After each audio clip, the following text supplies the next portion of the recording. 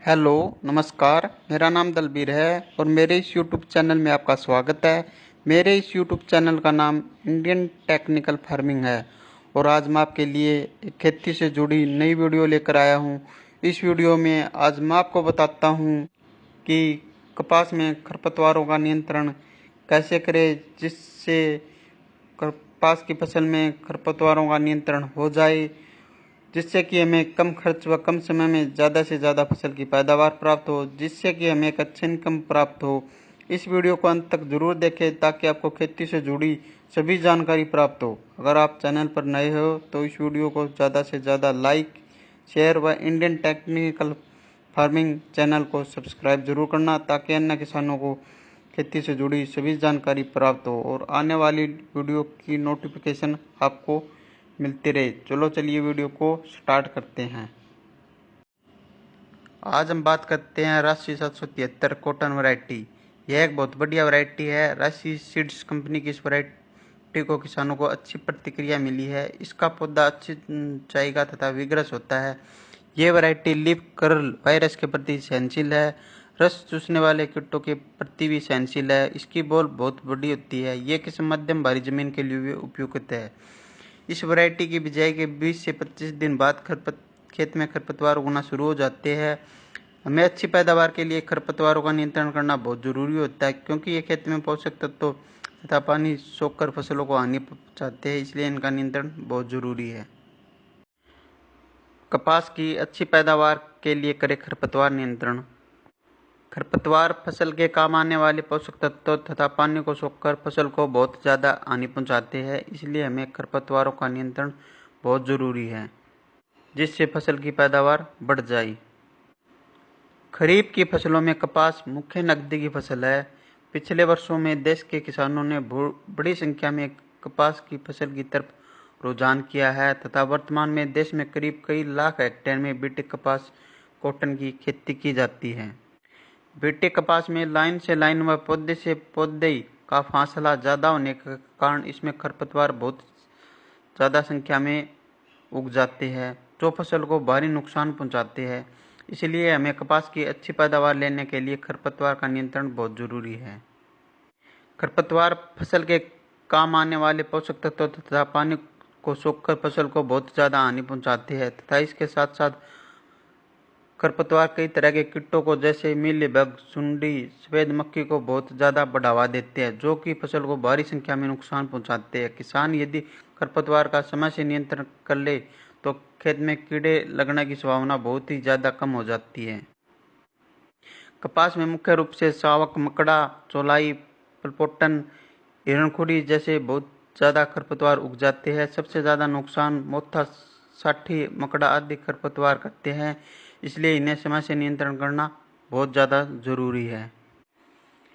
खरपतवार का नियंत्रण। खरपतवार की रोकथाम के लिए हम खरपतवारों का नियंत्रण करते हैं। ये खरपतवारों का नियंत्रण हम कसोल्ले की सहायता से भी कर सकते हैं या त्रिफाड़ी की सहायता से कर सकते हैं या ट्रैक्टर कल्टीवेटर की सहायता से भी हम कर सकते हैं या फिर रासायनिक दवाओं का इस्तेमाल से भी हम खरपतवारों का नियंत्रण कर सकते हैं। खरपतवार की रोकथाम। खरपतवार की रोकथाम हम बिजाई के समय भी कर सकते हैं। खरपतवार की रोकथाम के लिए कपास की फसल में बिजाई के 20 से 25 दिन बाद सूखी गुड़ाई तथा पानी लगाने के बाद दूसरी गुड़ाई कर दे, ताकि खरपतवार काफ़ी हद तक नियंत्रण हो जाए। यह गुड़ाई आप कसौले की सहायता से या बैलों व त्रिफाड़ी की सहायता से भी आप कर सकते हो। जब फसल 2 महीने की हो जाए तो ट्रैक्टर के कल्टीवेटर से भी इसकी गुड़ाई की जा सकती है। हम खरपतवारों का नियंत्रण रासायनिक दवाओं से भी कर सकते हैं। रासायनिक नियंत्रण के लिए बिजाई के तुरंत बाद 2-3 दिन के अंदर पेंडामेलिथियान 30% EC की 1.5 लीटर मात्रा प्रति एकड़ के हिसाब से 250 लीटर पानी में मिलाकर छिड़काव करने से सांठी, धावक, मकड़ा आदि खरपतवारों का नियंत्रण अच्छी तरीके से हो जाता है। किसान कपास में खरपतवार की रोकथाम के लिए बिजाई के 40 से 45 दिन बाद पेंडामेलिथियान की 1.5 लीटर मात्रा प्रति एकड़ के हिसाब से 30 लीटर पानी में मिलाकर छिड़काव करके अच्छी सिंचाई कर दे। इससे भी खरपतवार नियंत्रण हो जाते हैं।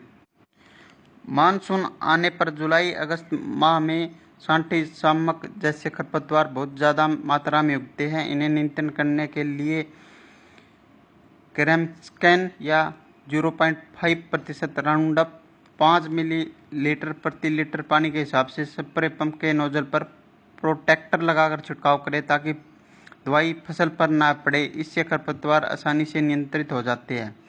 खरपतवार नाशक दवाओं का छिड़काव करते समय खेत में पर्याप्त मात्रा में नमी होनी चाहिए तथा दवाई व पानी की सिफारिश की गई मात्रा छिड़काव में प्रयोग करें। छिड़काव शाम के समय ही करें। किसान ध्यान रखें कि 2,4-D कपास के लिए घातक दवा है, अतः कभी भी उस स्प्रे पंप का प्रयोग किसान न करे जिसमें 2,4-D का छिड़काव किया गया हो। कपास के लिए अलग से ही स्प्रे पंप का उपयोग करें। कपास की फसल में छिड़काव करने से पहले स्प्रे पंप को अच्छी तरीके से ही धो लेना चाहिए। कपास की फसल में निराई गुड़ाई सामान्यतः पहली सिंचाई के बाद बत्तर आने पर कसोले से करनी चाहिए। इसके बाद आवश्यकता अनुसार 2 या 3 बार त्रिफाली चलाएं। रसायनों द्वारा खरपतवार नियंत्रण के लिए पेंडामिथलिन 30% EC 833 मिलीलीटर या ट्राइफ्लोरालिन 48 EC 780 मिलीलीटर बिजाई से पूर्व मिट्टी पर छिड़काव या 600 लीटर पानी में प्रति हेक्टेयर की दर से फैन नोजल से उपचार करने से फसल प्रारंभिक अवस्था में खरपतवार विहीन रहती है। इनका उपयोग बिजाई से पूर्व मिट्टी पर छिड़काव भली भांति मिलाकर करें।